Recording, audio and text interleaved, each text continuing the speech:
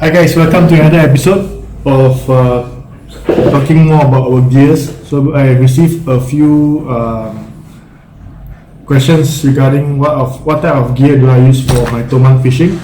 So for today we'll be talking more about Toman setups and see whether I can impart some knowledge or information that I've gathered and acquired throughout my years in freshwater fishing.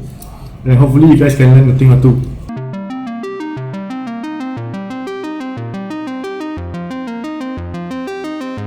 So for me, I have a few boxes. This one is I named it as Toman fishing, and yeah. So for me, I'm a topwater enthusiast, so I prefer my takes to be on topwater. And normally, Tomans they surface for air, so topwater would be ideal when you can spot them rising, so you can use these topwaters to actually entice them. So firstly, these are the three lures that I normally don't bring. So it's a cotton cordella. This is an old school topwater lure. It's quite beat up, have a lot of ticks, even for saltwater also. This is the whopper plopper. This is the bigger size. This is 130. Yep. I normally don't bring them because they don't really fit into my box. And this is the 5-inch Z-Man rubber. You can also get 7-inch with weedless hook. So this good for when you know that the place having big Tomans. So big Tomans maybe probably around 20 pounder and above. I would say that is big. So for me, my biggest Toman would be approximately about 16 pounder, or roughly around there. So first, before I proceed on to my smaller lures or my minnows or my other stuff, I will showcase my topwater lures. So my go-to lures that is actually cheap and good are actually from Zerek. So I bought this one. I've got a lot of bites from Toman and also on peacock bass, the bigger size.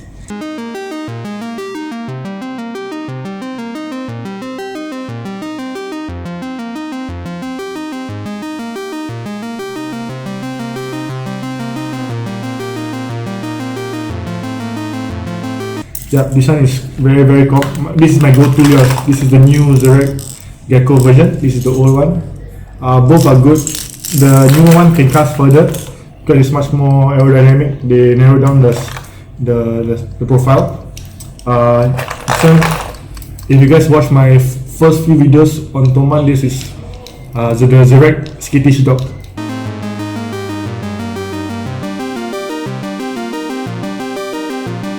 Yeah, these three are my go-to lures. And then for frogs instead, I have three modern frogs here.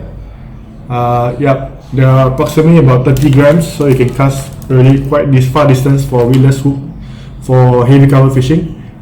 This is the frog, which is on topwater frog. And then this is one of my go-to jump frogs also. My feed 28 is quite beat up, as you can see from this, a lot of bites.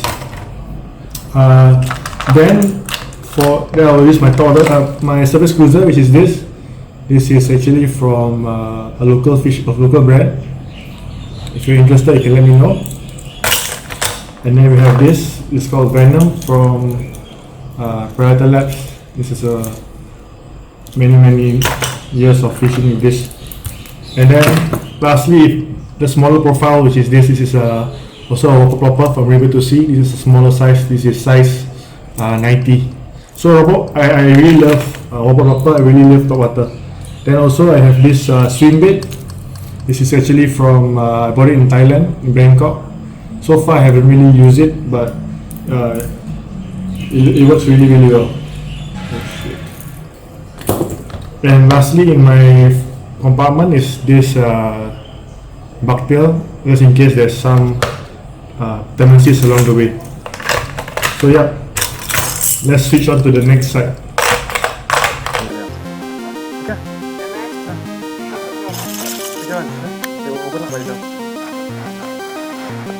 Alright guys, welcome to Fishing with me. Today I call it Tomans myself. Okay, now. Okay, so for the next compartment of the box, when I open it up, it's actually containing more of my minnows, my sticking vessels, my vibes. So I have a buzz bait here. I actually pair with rubber here just to have a kicking tail action. And then I have a big rubber here with 30 gram jig head. And then I normally bring 2 or 3 sticking pencils with me. Yeah, these are brandless and they still work as long as they are in the strike zones, especially when they are having a fry ball commotion or something like that. Parents that are guarding, these sinking pencils are really good. This is one of my favorite, Maria Blue Scope. We also have a swim bait here. This is from the rack. Forgot what's it called. I missed a few times on the green Tomans kind of color for minnows. Why normally I choose green? Because when you're targeting Toman fries or even those loner Tomans, they normally feed on green color, which is the Tomans color, which is they feed on the peacocks or they guard against the peacock because they normally eat the fries. So it's important to choose green color. This is a small vibe just in case I need them. Normally I don't use it. Another green minnow. This is a replica of jerkbait. Orange minnow, floating one.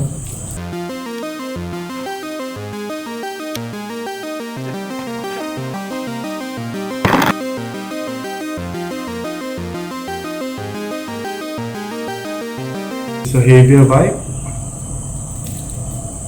And this is the minnow. Then just in case if all fails, I'll just bring a heavy sinking minnow. This is like 40 grams. Normally used for tingiri, but it's rubber with blade, create a shine, and then just a few more rubbers. Yep. So if you notice all types of lures that I use. Alright guys, so we're moving on to what type of rods and reel do we use. So for me, I'm a topwater, I like topwater takes. So I have to have rods that can have strong backbone to work the topwater lures. So I will start off with this. This is a 15-30 poundage rod from Predator Labs. As you can see from the snake skin color, is very nice. This is the Sidewinder SRS from Predator Labs. We also have versions from P20 to 40 poundage. This is the pink color. This is also the same one but different color. This is normal color, 2040. And lastly, I also have travel rods. So travel rod, this is from UPro. This is 6 feet, and this is P3. So it's from 1 to 3, maximum 45 grams. So as you can see from all these rods, it's mainly baitcaster. So I normally use baitcaster for my freshwater fishing. Why? Because baitcaster normally allows you to have better precision casting, especially when you're in the jungle or when you're in heavy vegetation. You need to cast really well and really accurately. So BC normally gives you that. So baitcaster normally gives you that better accuracy when you're casting. For spinning wise, yes, you can use spinning rods with reels. It can give you a further distance, but you'll compromise on the accuracy unless you're really used to using spinning setups. Then it's really ideal for you. Okay, for the length of the rods that I normally use, I recommend to use starting from 6 feet, 6 and above. So mainly my casting rods are all 7 feet, except for this UPro travel rod, which is actually 6 feet. This is suitable for me when I'm going to overseas to fish. Yeah, so then recommended poundage for rod would be starting from 10 to 20 pound and above. But depending on the terrain that you're using, normally Tomans, they reside on like very heavy vegetation under lily pads. You need quick reaction and also a very strong backbone of the rod. So 15-30 will be a good starting rating for you to start off when you're fishing for Tomans. As for reels, normally I've been using these two reels. This is from ATC. This is the old Combat gear ratio 6:3:1, and this is the new Combat Plus, which is the 7:01.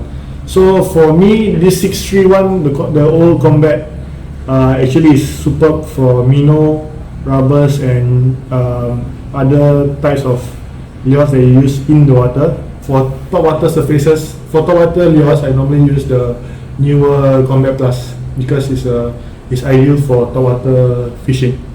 Normally I'll bring both reels. Why? Because for example, if I'm using this and then it gets snagged my lure gets snagged and then I burst the line or the leader, or switch it up to my Combat Plus, and I can save more time and also maximize my efficiency when I'm fishing on the water. For poundage of line, for Toman fishing, because it's heavy cover and normally under thick vegetation, I will start off using 30 pound braided line. It can be, normally I use 4 times of braided line, 8 times braided line. For BC, normally I have trouble casting with it because it's too fine and it's too thin, so normally I'll get backlash and it's hard for me to, I waste time sorting out the backlash. So I normally use 4 times braided line. And then 30 pound, I'll start from 30 pound and goes up to maybe 40 pounds or 50 pounds depending on where you are fishing. For leader wise, fluorocarbon leader, you can use up starting from 40 pound, then goes up to 60 pound and then 80 pound and above depending on where you are fishing. I've used non-fluorocarbon leader, and I can say that from topwater fishing, when you're using topwater lures, it doesn't really affect the bite rate of the Tomans, because the lures are always on the top, on the surface, so they don't really see the leader. So yeah, it depends on you which leader you use. For me, I'll just stick to fluorocarbon because I switched to minnows also at the same time. When I noticed that the Tomans are not really rising much, they are much more in the water. I mean, like they just surface quickly and just go down, I'll just start switching to my minnows. So fluorocarbon is very important for me to maximize my chance of getting a strike rate. So yeah, I hope you guys enjoy this short sharing of my gears for Toman. I will proceed on to my next sharing, which will be my peacock bass in the next episode. With that, remember, never stop casting, and then stay tuned to more of my videos for Toman and other types of fishing.